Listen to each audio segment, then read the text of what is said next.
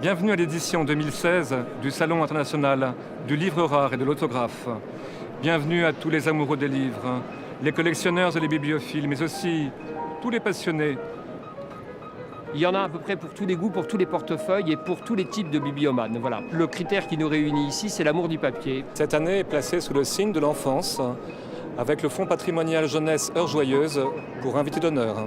Nous remercions énormément le SLAM de nous convier à cette manifestation. C'est l'occasion de mettre en avant les trésors de ce fonds consacré à la littérature de jeunesse et donc promouvoir sa nouvelle identité au sein de la médiathèque François Sagan qui a ouvert en mai 2015. Bon, alors je vais vous présenter Don Quichotte. C'est resté un grand enfant qui veut vivre ses rêves. Là, j'ai réuni les ouvrages qui étaient dans la bibliothèque personnelle de Don Quichotte. Alors ça lui montait à la tête, hein. Il a perdu l'esprit en lisant les grands livres de chevalerie. Monstres, dragons, sorcières, enchantements, envoûtements.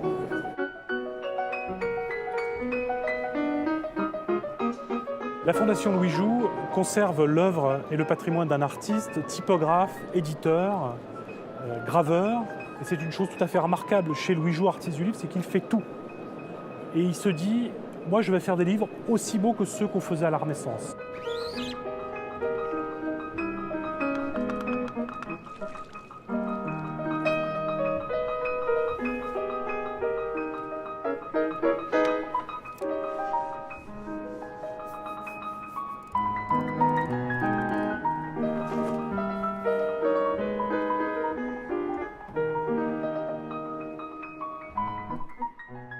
Nous sommes présents cette année au Salon international du livre ancien et montrons à voir une exposition du livre L'Usotte et les histoires qu'on lui raconte. Ici, vous êtes sur le stand des Trois Ours. Trois Ours, comme la Maison des Trois Ours, le premier livre que nous avons publié, un hommage à Rojankowski. Ça, par exemple, ils aiment bien les mettre les mains dans le moteur, et là, c'est moins bien. Je ne m'occupe pratiquement que de Jules Verne et c'est pour cela que je suis connu. Et c'est aussi pour ça que je viens au Grand Palais. C'est un cartonnage d'essai. C'est-à-dire que c'est un cartonnage qui n'a pas ou quasiment pas été commercialisé. Et c'est vraiment une pièce tout à fait exceptionnelle. Je peux vous parler de ces manuscrits absolument extraordinaires que nous avons retrouvés, qui sont des manuscrits de Maurice Blanchot. Voilà, donc ça c'est une édition de l'histoire naturelle de Pline, édition vénitienne de 1525, imprimée par Melchior Sessa. C'est le magnifique Braun et Hogenberg de 1575, en reliure de l'époque.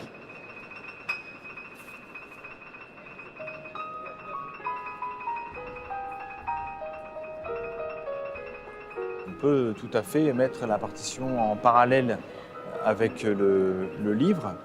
Il y a aussi des partitions anciennes qui sont très intéressantes, qui comportent des annotations des compositeurs eux-mêmes. Il y a toute une histoire, il y a un historique aussi au niveau de la partition.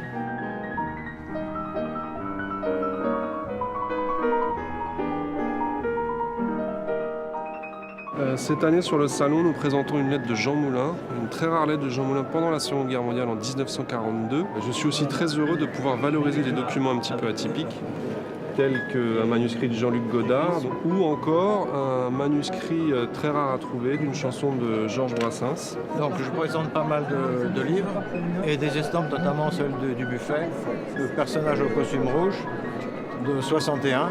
Je suis très heureuse de présenter cette année un bois gravé et imprimé par Gauguin à Tahiti pour son journal Le Sourire. Alors, je suis la 4e génération d'une famille de galeristes, marchands de gravure et d'estampes.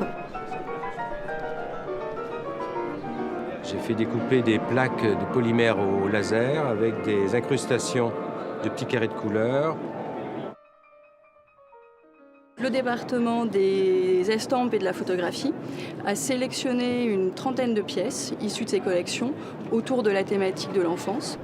Le fait que ce débat ait lieu aujourd'hui, le fait que les collections de l'Heure Joyeuse soient présentées ici, le fait que la Bibliothèque nationale, il y a quelques années, ait présenté une exposition de livres pour enfants, c'est le symptôme d'une petite révolution culturelle. Après plusieurs tours de délibération, à l'unanimité moins une voix, le prix de bibliographie donc, de cette année est décerné à M. Balsamo pour son remarquable travail. Avec mes félicitations.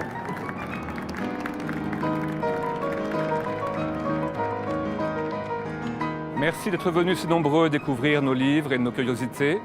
Nous vous donnons rendez-vous en 2017, les 7, 8 et 9 avril. À bientôt, merci.